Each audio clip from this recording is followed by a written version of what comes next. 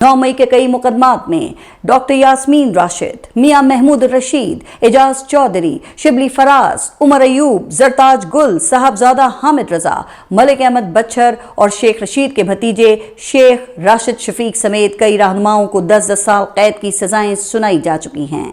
इमरान खान पर 9 मई के 8 मुकदमात चल रहे हैं, जिनमें वो जमानत पर हैं।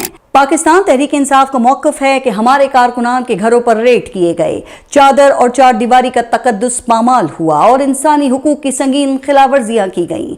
कई मकामात पर बगैर वारंट घरों में दाखिल होने, खवातीन और बुजुर्गों को हिरासा करने और घरेलू सामान की तलाशी लेने की शिकायत भी सामने आईं।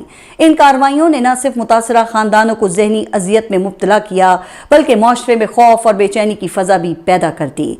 कहा जाता है कि इस वक्त भी पाकिस्तान तहरीक इंसाफ के हजारों कारकुनान जेलों में कैद हैं। इस वाक़े के बाद सबसे अहम और बड़ी तब्दीली अदालती और कानूनी मैदान में नजर आई। मुतअद्दिद अफराद के खिलाफ इंसदाद दहशतगर्दी के मुकदमात कायम किए गए और फौजी अदालतों में ट्रायल की बहस भी सामने आई।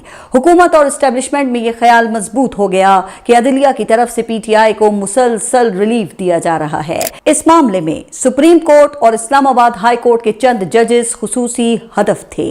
मखसूस नशिस्तों के केस में जस्टिस मंसूर अली शाह के फैसले ने मखसूस नशिस्तें PTI को देकर एक कैटलिस्ट या जलती पर तेल का काम किया और यह ख्याल मजबूत हुआ कि अदलिया के इख्तियारात को कम करना या इन जजेस से जान छुड़ाना जरूरी है। इस मकसद के लिए 26वीं और 27वीं तरमीम लाई गईं।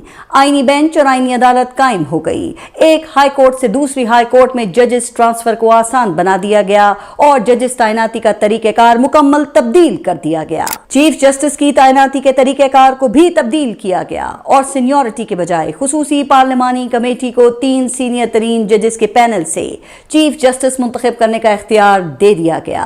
इन तरमीम के बाद अब सुप्रीम कोर्ट अमलन सिर्फ एक एपलेट कोर्ट बन चुकी है, जबकि आइन की तशरीह और बुनियादी हुकूक के तहफ़्फ़ुज़ जैसे असल इख्तियारात अब आईनी अदालत के पास हैं।